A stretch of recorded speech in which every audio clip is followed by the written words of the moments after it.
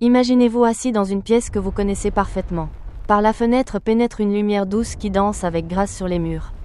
Une brise légère entre de l'extérieur, effleurant votre peau comme un murmure. Vous ouvrez lentement les yeux et regardez autour de vous. À cet instant précis, tout devient d'une clarté et d'une vivacité extraordinaire. La table solide, les fauteuils confortables, les couleurs qui affluent vers vous comme une marée bigarrée. Et cette atmosphère paisible qui apaise votre cœur.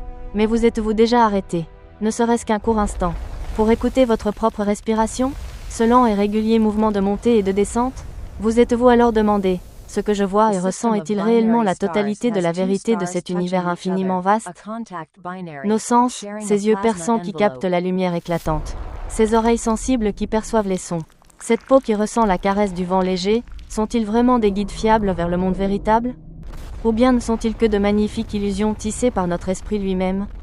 Lorsque nous réfléchissons plus profondément, nous contemplons au dehors un univers immense, le ciel nocturne sombre constellé d'innombrables étoiles scintillantes.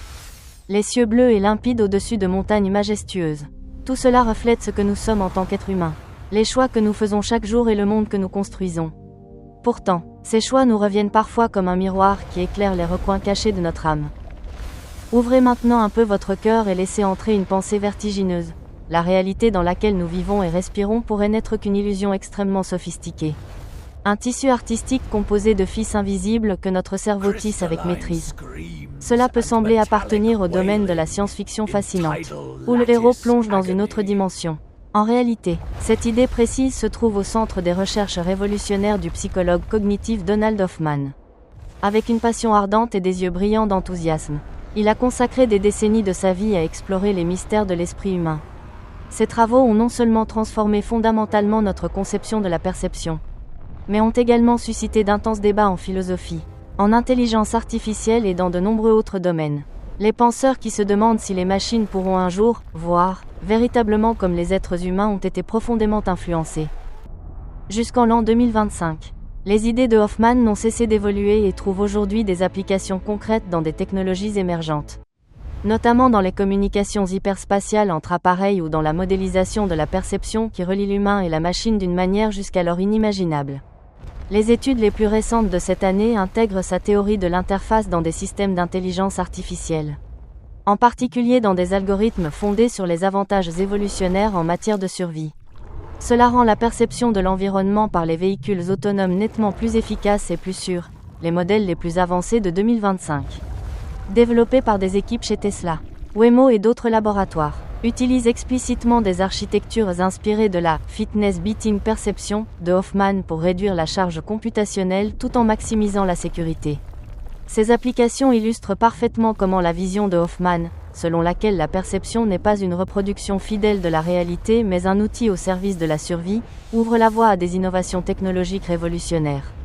En 2025, Hoffman lui-même, dans plusieurs articles publiés dans Cognition et lors d'interviews accordées à des revues comme Quanta Magazine, a souligné que sa théorie continue d'être âprement débattue, mais qu'elle reçoit désormais un soutien croissant grâce à de nouveaux modèles mathématiques rigoureux qui considèrent le consciousness comme une entité fondamentale plutôt que comme un épiphénomène émerge.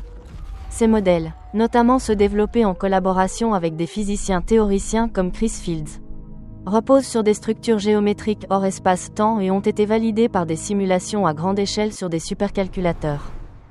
Remontons un peu dans l'histoire et contemplons le long et sinueux chemin qu'a parcouru l'humanité pour tenter de comprendre le monde qui l'entoure.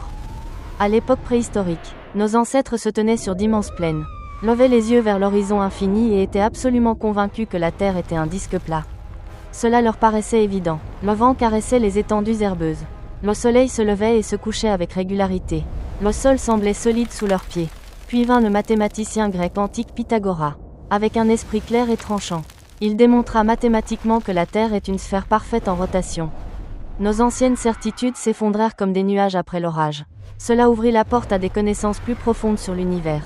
En vérité, toutes les cultures antiques n'ont pas cru en une Terre plate. De nombreux peuples, dont les Grecs dès le VIe siècle avant Jésus-Christ, possédaient déjà des modèles sphériques. Pythagore, suivi d'Aristote et d'Ératosthène qui mesura même la circonférence terrestre avec une précision remarquable, systématisa cette connaissance par des preuves rigoureuses et influença des générations d'astronomes. L'humanité ne s'arrêta pas là. Nous nous trompâmes à nouveau en imaginant la Terre au centre de l'univers. Roc immobile au milieu du flux de la vie. Le soleil se levait à l'est et se couchait à l'ouest. Les étoiles tournaient autour de nous, tout semblait graviter autour de l'être humain. Mais Nicolas Copernic calcula nuit après nuit à la lueur des chandelles. Et Galilée se présenta courageusement devant le tribunal de l'Inquisition. Avec le télescope qu'il avait lui-même construit, Galilée observa le ciel, entendit le léger tintement des pièces métalliques et découvrit des preuves irréfutables. La Terre n'est qu'une petite planète en orbite autour du Soleil. Assis dans une pièce sombre, tandis que le vent sifflait par les interstices, Galilée réfléchissait et se demandait, n'avons-nous pas commis d'autres erreurs fondamentales dans nos expériences ?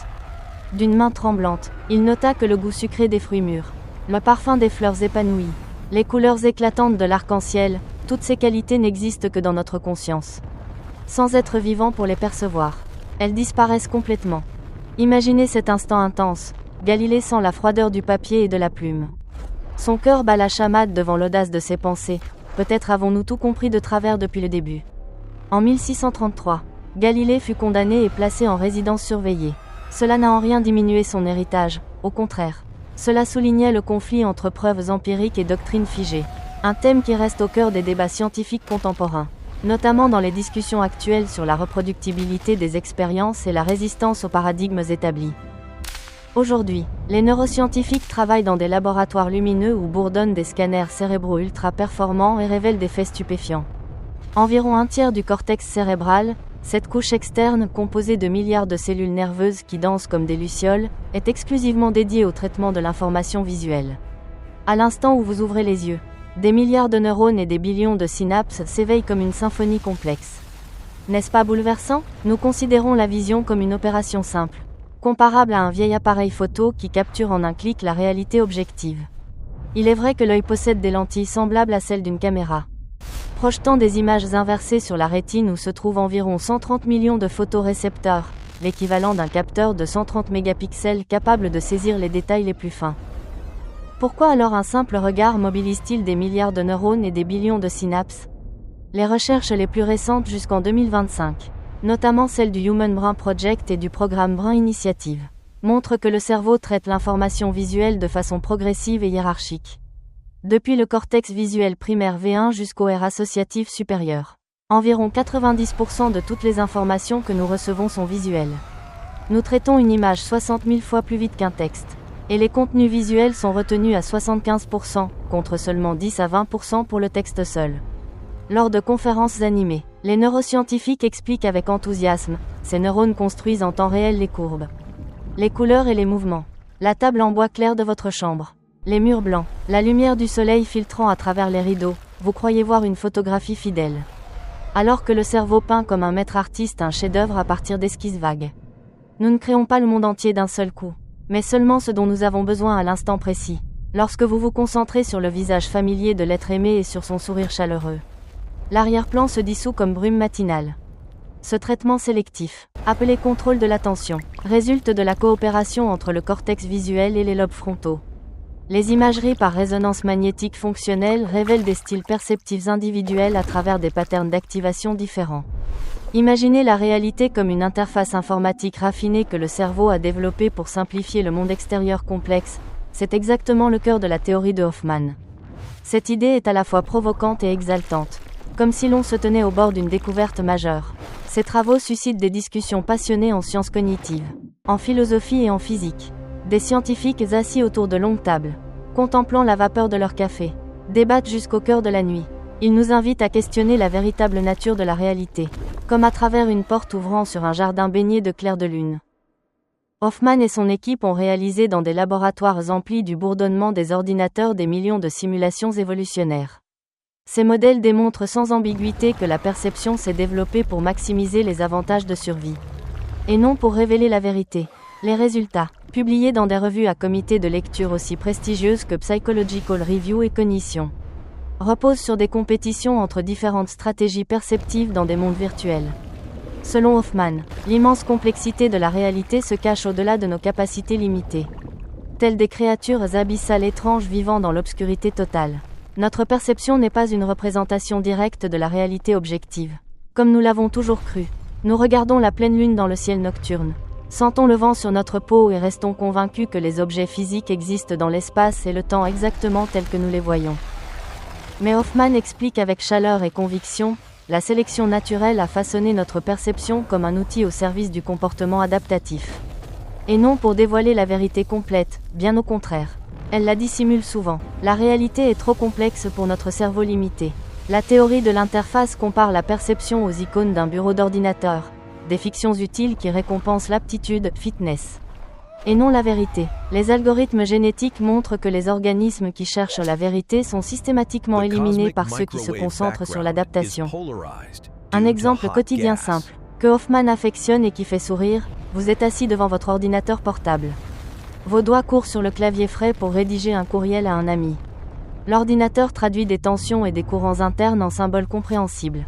Sans cette interface, vous seriez perdu. Personne ne souhaite manipuler directement diode et résistance. Cela prendrait une éternité et le message n'arriverait jamais. L'évolution nous a offert une interface similaire pour faciliter le comportement adaptatif et à cacher la vérité afin de rendre la vie plus aisée. Dans des articles de 2025, Hoffman a approfondi ses vues biologico-psychologiques, la perception comme raccourci évolutionnaire qui augmente les chances de survie sans surcharger le cerveau. La même année, il a étendu cette vision au modèle d'intelligence artificielle, humains et machines, mais compréhendent la réalité comme une interface orientée fitness. Ce qui soulève de nouvelles questions éthiques cruciales pour la conception des systèmes d'IA, notamment sur la responsabilité morale lorsque les machines privilégient délibérément l'utilité sur la vérité objective. L'approche de Hoffman nous invite à repenser entièrement la réalité objective et le temps lui-même. Des millions de simulations montrent que la réalité fondamentale n'est composée ni de conscience localisée, ni d'espace, ni de temps, ni d'objets physiques tels que nous les concevons. La physique la plus avancée, de l'espace-temps courbe d'Einstein aux particules quantiques, affirme que l'espace-temps n'est pas fondamental. C'est là un point décisif. Pendant des siècles, Aristote et les philosophes grecs, assis sous des oliviers, voyaient la terre, l'air, le feu et l'eau comme les éléments primordiaux. Une réduction au plus simple. Pourtant, en 1869, Dimitri Mendeleïev ordonna le tableau périodique. Et ces éléments se révélèrent être des composés. Le feu est oxydation. L'eau et H2O, ils ne sont pas fondamentaux, mais des structures émergentes. Au-delà se trouvent quarks, leptons et gluons du modèle standard, qui entrent en collision avec un bruit assourdissant au grand collisionneur de hadrons du CERN. Le tableau périodique reste utile pour la pharmacie, mais les particules subatomiques sont plus fondamentales. Jusqu'en 2025, la théorie des cordes, la gravité quantique à boucle et les travaux récents sur la dualité ADS-CFT montrent que même l'espace-temps ondulatoire d'Einstein n'est qu'une apparence émergente de symétrie plus profonde. Tout l'édifice de la recherche sur la conscience pourrait s'effondrer. Hoffman met en garde ses collègues avec gravité, ils sont brillants et travaillent sans relâche devant des écrans clignotants. Mais les anciennes hypothèses, terre, air, feu, eau, bloquent le progrès. Il poursuit une théorie au-delà de l'espace-temps, une dynamique du consciousness où celui-ci engendre des structures géométriques comparables à des cordes extradimensionnelles. Si cela réussit, cela ouvrira des perspectives entièrement nouvelles sur la conscience, le cerveau et le monde physique. Les scientifiques contemporains considèrent encore l'espace-temps et les particules comme fondamentaux et supposent que la matière complexe produit la conscience. Pourtant la physique, des expériences de Lavoisier à la détection des ondes gravitationnelles et aux observations cosmologiques de 2025 avec le télescope James Webb, démontre que l'espace-temps n'est pas fondamental. Nous sommes vivants dès l'origine. La conscience ne peut être définie parce qu'elle existe hors espace-temps. Le problème difficile de la conscience, pourquoi la matière produit-elle le goût sucré du miel ou la mélodie qui brise le cœur, trouve chez Hoffman une solution élégante. La conscience est un aspect fondamental de l'univers. Et non un sous-produit du cerveau. Cela change radicalement le débat, au lieu de chercher un petit conducteur dans la tête. La conscience devient une force fondamentale comparable à l'électromagnétisme ou à la gravitation. Hoffman relie la conscience à la théorie quantique, dans l'expérience des deux fentes. Une particule se comporte avant mesure à la fois comme onde et comme corpuscule. Les détecteurs cliquent dans des pièces obscures. Cette dépendance à l'observateur pourrait refléter le rôle de la conscience qui façonne la réalité. Un arbre tombe-t-il dans la forêt s'il n'y a personne pour l'entendre ? En mécanique quantique, avant observation, il n'est ni tombé ni non tombé. Cependant, l'observation n'exige pas une personne consciente, toute interaction décohère la fonction d'onde. De nombreuses interprétations, Everett, cubisme, etc., n'accordent aucun rôle privilégié à la conscience subjective. Hoffman propose néanmoins que notre conscience génère la réalité vécue. La réalité pourrait être un immense réseau d'agents conscients en interaction qui créent mutuellement leurs expériences. Cela rappelle le panpsychisme contemporain, largement débattu lors des conférences sur la conscience de 2025 où l'on présente des données sur des IA potentiellement conscientes, notamment les grands modèles de langage et les systèmes multimodaux. Le panpsychisme gagne du terrain à mesure que le matérialisme perd de sa force, du niveau de l'électron à celui des écosystèmes. La conscience imprégnerait tout. La théorie de l'information intégrée de Giulio Tononi. Enrichi en 2025 par de nouveaux marqueurs mesurables, le complexe phi calculé sur des cerveaux humains et artificiels suggère même une forme de conscience dans des réseaux ou des objets inanimés, ce qui suscite toujours de vives critiques. Mais aussi des expériences prometteuses. Ce n'est pas de la folie. Les anciennes hypothèses se dissolvent, et les mystères de la vie se révèlent sous un jour nouveau. Hoffman nous promet que la réalité est bien plus fascinante et merveilleuse que nous ne l'imaginions. Ces idées suscitent un intérêt considérable. Entre 2024 et 2025, des articles parus dans Nature, Physical Review Letters et Proceedings of the National Academy of Sciences ont testé ces simulations et ravivé les débats. Les critiques s'engagent sérieusement, soulignant le caractère spéculatif et exigeant des preuves par neuroimagerie avancée ou par des expériences de conscience hors du cerveau. Ensemble, ils font progresser la compréhension de la conscience et du lien entre réalité et esprit. Ils inspirent les jeunes scientifiques à explorer l'univers non seulement avec les yeux, mais avec une âme ouverte. En 2025, avec le glissement vers le panpsychisme et les modèles d'information quantique, la vision de Hoffman nous invite à accepter un univers où notre voile perceptif n'est pas un obstacle, mais une porte vers une vérité plus profonde. En outre, la théorie de Hoffman influence fortement le développement de l'intelligence artificielle, dans les véhicules autonomes ou les systèmes de réalité virtuelle. Des machines qui, à l'image des humains, privilégient la fitness plutôt que la vérité absolue pourraient créer des interfaces bien plus efficaces. Dès 2025, des équipes chez OpenAI, DeepMind et Xai testent des algorithmes directement issus de ces simulations évolutionnaires. Ils ignorent délibérément les détails inutiles pour se concentrer sur l'action pertinente, réduisant ainsi la consommation énergétique de plusieurs ordres de grandeur tout en augmentant la robustesse. Sur le plan philosophique, les implications vont encore plus loin, si la conscience est fondamentale. Il nous faut repenser la mort, les autres dimensions et la vie après la vie. Certains chercheurs, suivant le modèle de réseau de Hoffman, voient l'univers comme une interaction unifiée d'agents conscients. Cela fait écho aux anciennes conceptions orientales d'unité et fusionne avec la physique moderne pour créer de nouveaux champs interdisciplinaires. L'œuvre de Hoffman est bien plus qu'une théorie, c'est un outil puissant qui nous oblige à repenser l'essence même de l'être. Jusqu'en 2025, elle continue d'évoluer, soutenue par de nouvelles preuves expérimentales, des applications dans les modèles quantiques de conscience, l'éthique de l'IA et la plasticité neuronale. Le professeur Donald Hoffman reste très actif à l'Université de Californie à Irvine. Son équipe publie régulièrement de nouveaux travaux. Des laboratoires internationaux étendent ses simulations, et des projets de collaboration appliquent la théorie aux interfaces cerveau-machine et à la réalité augmentée. Tout cela annonce que notre compréhension de l'acte apparemment simple de voir ne fait qu'effleurer la surface de l'iceberg. Le voyage dans les profondeurs de la conscience et de la réalité se poursuit.